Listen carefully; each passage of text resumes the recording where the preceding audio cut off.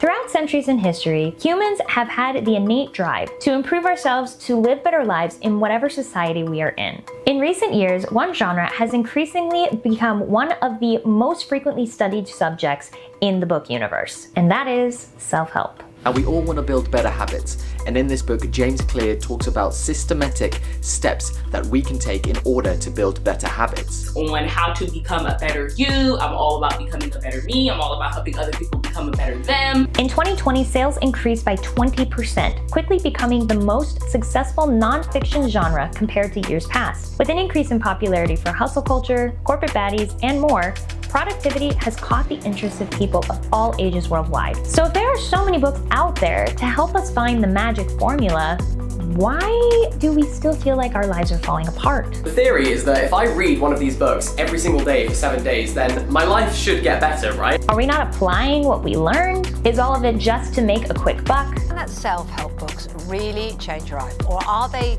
preying, taking cash from the vulnerable? Or is the system that is set up already designed to fail the very people it is trying to help?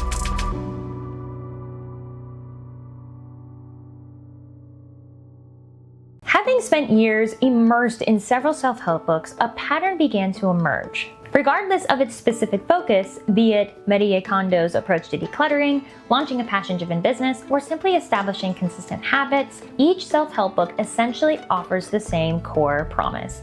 This book will work for anyone. That may seem like a given. It's a selling point. Of course, people are going to want to be told this really does work. Otherwise, why bother spending the money and time reading it? No matter your age, gender, experience, or financial background, it will work for you. And they give you a step-by-step process of how to make this happen. And again, regardless of the subject or a difference of opinion of how to get there, is also the same formula. And it only takes 3 steps. Number 1, give me money for the secret formula of happiness that only I know based on my expertise and experience. This can be in the form of paying for the actual book and perhaps even getting on board with extra courses to gain even more elite knowledge. Number 2, follow my instructions, which falls into 2 categories of work hard or work differently.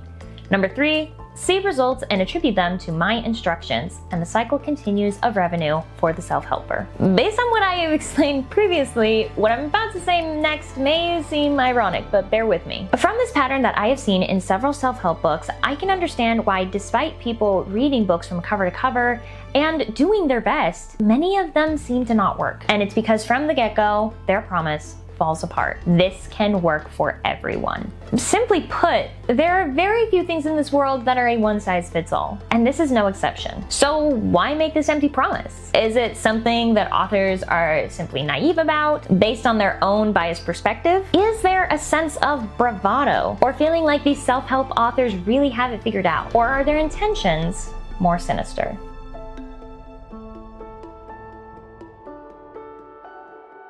For this section, let's take a step back from the actual contents of self-help books and look at the demographics of who is running the genre in the first place. In the self-help genre, 2/3 of books have been written by men. But oddly enough, there is a far higher readership of women than men. But it isn't just women who are seeing a disparity. In the self-help industry, there appears to be little to no representation of marginalized groups, including but not limited to people who are of color, neurodivergent, disabled, queer, and poor.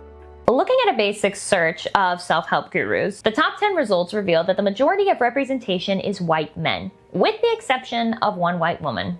Don't worry, I'm gonna get into that as well later on in the video. And 2 Indian guys. So, well done. Kudos to them. That was pleasant to see. But that doesn't disprove my overwhelming point, especially when I click down for more results. Yep, everyone else is white, with a handful of white women. But to put this into perspective, 76% of the people on this list are male, and out of that 76%, 87% of them are white. Books that work well for marginalized groups are slim, and you really have to go searching down the list to find any sort of representation. But oddly enough, it didn't always used to be this way. The first pieces of evidence of self-help could be found in ancient Egypt. This literature was called the Sabaeid. defined as words of wisdom mainly reserved for the middle class and the educated, since they knew how to read. Other civilizations like ancient Greece and Rome were not shy in sharing philosophies of how people could reach enlightenment. In the Middle Ages, kings were encouraged by royal courts to read Mirror of Princes books to help gain popularity with their people, being benevolent leaders. In 1455, there was a huge shift in production of books. Printing presses became more publicly accessible, thereby making reading in books more accessible. Hooray! Everybody gets self-help books now! And towards the beginning of the 19th century, the self-help genre boomed, but not in the hyper-individualistic version that we often see in Western culture now. From seeking moral character within primarily religious spaces, following examples from prophets, teachers, and deities, to the rise of building better societies beyond the reach of bureaucrats, beginning the rise of socialism. I know, who knew self-help had so many pipelines? In the same time period, it was also popular to read books on how to represent yourself well in society, such as fashion, weight loss, parenting, making it the closest comparison to self-help book today. But once again, it is circled back to the elites of before, being written by those of privilege in seemingly every circumstance, telling us that it's easy to be them if you sit down, shut up, and listen. With the assumption that there are some people who write self-help books that simply cannot see past their own biases, there is also a darker side of self-help that seems intentionally unhelpful. Almost like people know the vicious cycle that people get into and relying on that to make their money. And this can be defined by what I call the 3 arrogant archetypes. There is no question that authors of self-help books have recently been dominated by white men. And there can be the argument that of course they have control over the subject. They seem to have control over any lucrative space based on privilege. But in some cases, I think there is another spectrum, the manosphere. But I said that if a woman is going out with a man, she belongs to that man, that's his woman. So she wants to do OnlyFans, she owes him some money because she's his. When you deal with a man, he puts you in one of 2 categories, the sex only category or the potential wife category. If you have certain habits or certain experiences that you guys claim you think is valuable, he's going to put you in the sex only category and never tell you that. In my opinion, men rarely get into the manosphere already having the hard set opinions that line up with the manosphere. Yes. Red Pill Brothers. While I believe that there are seeds planted in a man's life based on examples by other men and simply the environment that they grow up in, I have noticed that there is a very strong dichotomy of self-help being specific for men being a pipeline into the manosphere. It often starts off innocently, focusing on physique or how to become more likable to future romantic partners. While there are certainly some platforms that do encourage men to take responsibility for the benefit of improvement, other influential voices feel this is not the answer. This isn't something that they're doing wrong. This is an outside force happening to them. I can walk and have 10 wives behind me. That's perfectly acceptable. So hold if on. a woman has 10 men, it's disgusting. All cheating scenarios, 100% the blame is always on the female. And once emotionally vulnerable men get hooked on this idea, the manosphere can begin to twist their minds, often taking the shape of an "it's not you, it's them" mentality. The self-help industry doesn't just target men, however. Women are susceptible too. On the flip side, women can be just as deceiving, but for different reasons. All of the books that I see, primarily written by white women, seem to have the same attitude. We are diving into the let them theory like you've never heard it before. Use it to protect your peace and take your power back. The pandering, you can do it, or sky's the limit. At some point that you were gonna go do regardless. Yes. And you did it. So sweet and so encouraging, so motivating, right? But why do I, as a woman, feel down about myself in the first place? The influence that women have on other women reminds me a lot of the magazines I used to see when I was a teenager, of how to make my body irresistible for men, or the diet I should eat to be the skinniest girl I knew, or what fashion was in and how it was crucial for me to get the newest trend to otherwise be discarded as a social pariah. Western culture imposes sexist expectation on women constantly, and the self-help industry seems to be another way to profit off of women's insecurities. But surely not all self-help books are trying to get money off of you. In fact, there are so many self-help books trying to help you make money.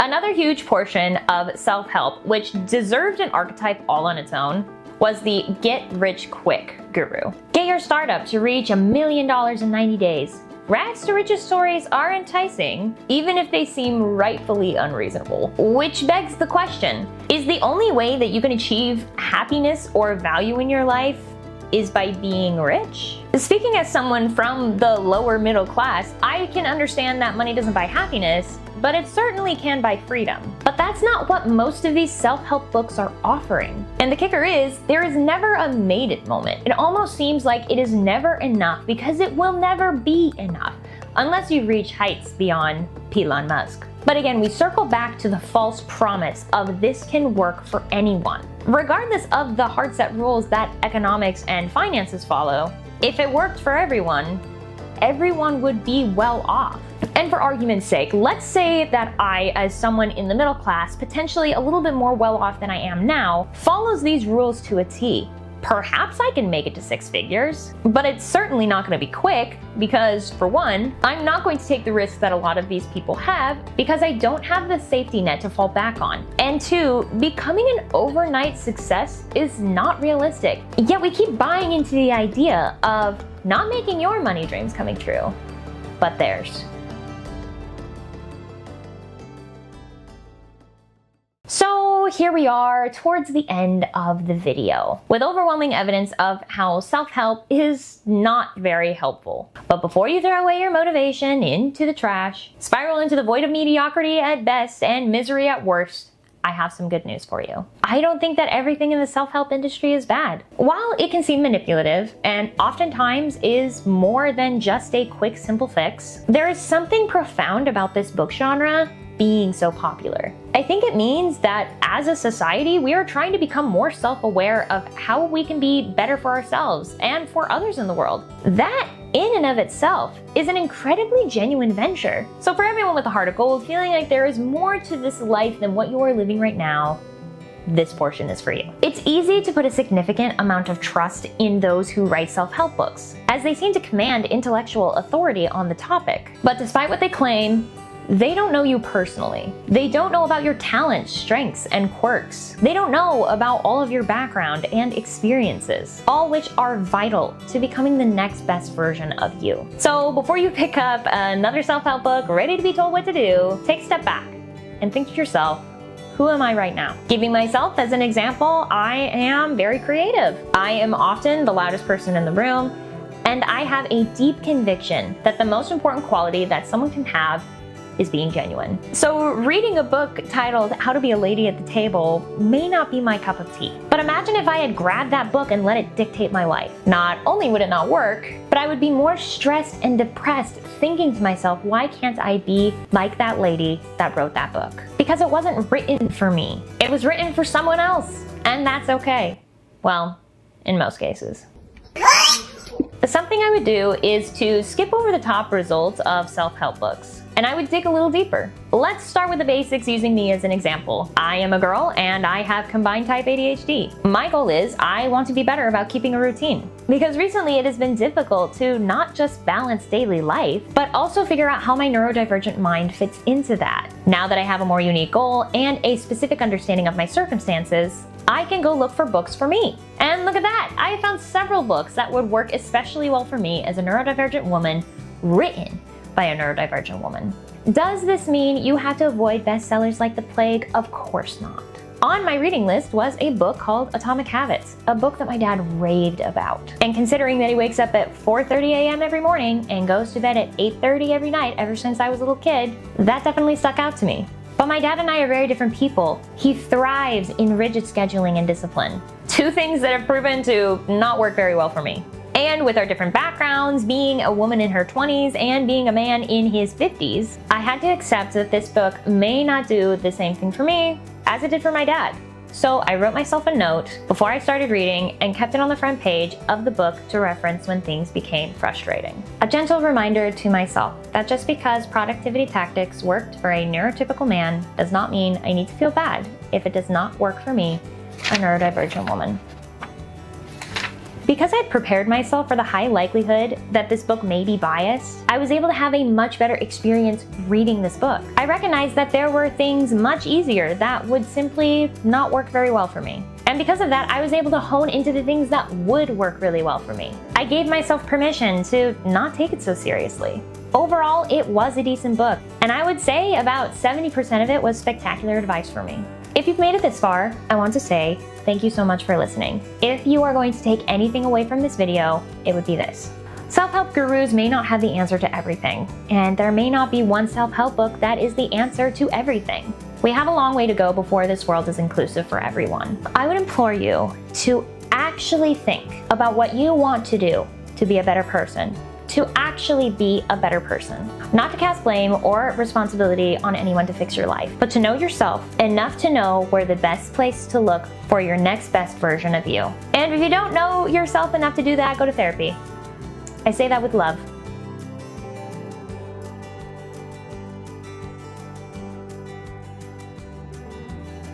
Oh, this is harder than it looks. Jeez, why did I have to write things so eloquently? Okay, let's try it again. Throughout centuries and histories, human beings have had the innate drive to improve ourselves, to live better lives in whatever society we are in. I'm getting thirsty. I'm gonna take a little break. I mean, my ice melted, so it's basically water. Guys, it's so much easier said than done doing one of these videos, holy crap. And again, regardless of the subject, I didn't like the way I said that.